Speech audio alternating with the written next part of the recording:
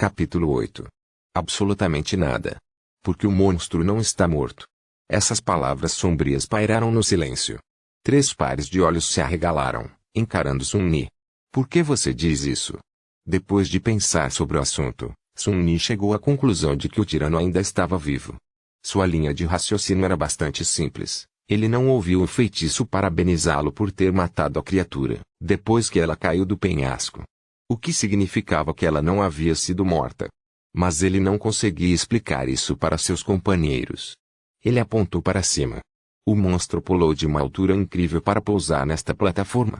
No entanto, ele não foi ferido. Porque ele seria morto ao cair da plataforma. Nem ele nem os escravos conseguiram encontrar uma falha em seu argumento. Sun-Ni continuou. O que significa que ele ainda está vivo, em algum lugar lá embaixo na montanha. Então, voltando, estaremos nos entregando em sua mandíbula. Shift amaldiçoou alto e se aproximou da fogueira, encarando a escuridão com terror nos olhos. Cholar massageou as têmporas, murmurando, claro. Por que eu não percebi isso sozinho? Eru foi o mais estoico dos 3. Depois de pensar sobre o assunto, ele assentiu. Então, subiremos e atravessaremos a montanha. Mas isso não é tudo. Ele olhou na direção onde o tirano havia caído. Se o monstro ainda estiver vivo, há uma alta possibilidade de que ele volte aqui e nos persiga. Isso significa que o tempo é essencial. Precisamos nos mover assim que o sol nascer. Ele apontou para os corpos rasgados que jaziam na plataforma. Não podemos mais permitir-nos descansar a noite toda. Precisamos reunir suprimentos agora. Se houvesse uma chance, eu gostaria de dar a essas pessoas um enterro humilde depois de coletar tudo o que pudéssemos, mas infelizmente, o destino decidiu o contrário. Eru se levantou e brandiu uma faca afiada. Shift se enrijeceu e observou a lâmina com cuidado, mas depois relaxou, vendo que o jovem soldado não mostrava nenhum sinal de agressão. Comida, água, roupas quentes, lenha. Isso é o que precisamos encontrar. Vamos nos separar e realizar uma tarefa a cada um. Então ele apontou para si mesmo com a ponta da faca. Vou esquartejar as carcaças de boi para conseguirmos carne. Cholar olhou ao redor da plataforma de pedra, a maioria dela afundada em sombras profundas, e fez uma careta. Vou procurar lenha. Shift também olhou para a esquerda e para a direita, com um brilho estranho nos olhos. Então eu vou procurar algo quente para vestirmos. Sun-Ni foi o último a ficar. Eru lançou-lhe um olhar longo. A maioria da nossa água estava armazenada na carroça. Mas cada um dos meus irmãos caídos carregava um odre. Recolhe quantos conseguires encontrar. Algum tempo depois, já longe o suficiente da fogueira para se esconder nas sombras, Sun-Ni procurava soldados mortos com meia dúzia de odres já pesando em suas mãos. Tremendo de frio, ele finalmente encontrou o último corpo vestido com armadura de couro. O velho veterano, aquele que o havia chicoteado por tentar aceitar o odre de Eru, estava gravemente ferido e morrendo, mas, milagrosamente, ainda se agarrando à vida. Feridas horríveis cobriam seu peito e estômago, e ele claramente estava sentindo muita dor. Seu tempo estava acabando. Sun-Ni ajoelhou-se ao lado do soldado moribundo e o examinou, procurando o odre do homem. Que ironia, pensou ele. O homem mais velho tentou focar seus olhos em Sun-Ni e moveu fracamente a mão, procurando algo. Sun-Ni olhou para baixo e notou uma espada quebrada no chão não muito longe deles. Curioso, ele a pegou. É isso que você está procurando? Por quê? Vocês são como vikings, desejando morrer com uma arma nas mãos. O soldado moribundo não respondeu, observando o jovem escravo com alguma emoção intensa e desconhecida em seus olhos. Sun-Ni suspirou. Bem, pode muito bem servir. Afinal, eu prometi assistir você morrer.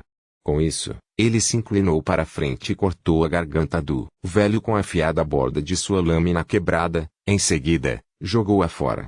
O soldado tremeu, afogando-se em seu próprio sangue. A expressão em seus olhos mudou, era gratidão. Ou ódio? Sun-Ni não sabia. Ilusão ou não, era a primeira vez que ele matava um ser humano. Sun-Ni esperava sentir culpa ou medo, mas na verdade, não sentiu nada. Parecia que, para o bem ou para o mal, sua cruel criação no mundo real o tinha preparado bem para esse momento. Ele sentou-se quieto perto do velho, fazendo-lhe companhia nesta última jornada. Depois de um tempo, a voz do feitiço veio sussurrando em seu ouvido: Você matou um ser humano dormente. Nome desconhecido. Sun-Ni deu um salto. Ah, é verdade. Matar pessoas também é uma conquista, tanto quanto o feitiço está em causa. Eles geralmente não mostram. Isso inibitou 11 dramas. Ele registrou esse fato e o colocou de lado. Mas, como aconteceu, o feitiço não havia terminado de falar. Você recebeu uma memória. Sun-Ni congelou, abrindo os olhos bem abertos. Sim. Vamos lá, me dê algo bom. Memórias podiam ser qualquer coisa, desde armas até itens encantados. Uma recebida de um inimigo de nível dormente não seria muito poderosa, mas ainda era uma benção, leve e indetectável. Podia ser invocada do nada com um simples pensamento. Uma memória era incrivelmente útil. Além disso, ao contrário de coisas corpóreas, ele seria capaz de trazê-la de volta com ele para o mundo real. A vantagem de ter algo assim de volta às periferias era difícil de superestimar. Uma arma. Me dê uma espada, ponto. Recebeu uma memória, sino de prata. Sun-Ni suspirou, decepcionado. Bem, com a minha sorte, o que eu estava esperando? Ainda assim, aquilo valia a pena investigar. Talvez tivesse um encantamento poderoso, como ser capaz de emitir ondas sonoras destrutivas ou repelir projéteis do que se aproximem. Sun-Ni invocou as runas e concentrou-se nas palavras sino de prata. Imediatamente, uma imagem de um pequeno sino apareceu diante de seus olhos, com uma breve descrição abaixo. Sino de prata, uma pequena lembrança de um lar perdido há muito tempo, que já trouxe conforto e alegria ao seu dono. Seu som claro pode ser ouvido a quilômetros de distância. Que porcaria, pensou Sun-Ni, desanimado. Sua primeira memória acabou sendo praticamente inútil. Como tudo o que possuía. Ele estava quase começando a perceber um padrão em como o feitiço estava tratando-o. Não importa. Sun-Ni dispensou as runas e ocupou-se removendo o manto de pele do homem morto e as botas de couro quentes e resistentes. Como oficial, a qualidade dessas roupas era um nível acima da dos soldados simples. Depois de vesti-las, o jovem escravo finalmente se sentiu aquecido pela primeira vez desde que o pesadelo começou, não considerando o curto tempo que passou perto da fogueira. Perfeito, pensou ele. O manto estava um pouco manchado de sangue, mas Sun-Ni também estava. Ele olhou em volta, facilmente atravessando o véu de escuridão com seus olhos tenebrosos. Ero e Cholar ainda estavam ocupados com suas tarefas. Shift deveria estar procurando roupas de inverno, mas estava gananciosamente puxando anéis dos dedos dos homens mortos. Invisível para eles, Sun-Ni hesitou, considerando se realmente tinha pensado bem as coisas. Seus companheiros eram pouco confiáveis. O futuro era muito incerto. Até mesmo os requisitos para passar pelo pesadelo permaneciam um mistério. Qualquer decisão que ele tomasse seria uma aposta, no máximo. Ainda assim, ele tinha que tomar alguma decisão se quisesse sobreviver. Não perdendo mais tempo pensando, Sun-Ni pegou os frascos e suspirou.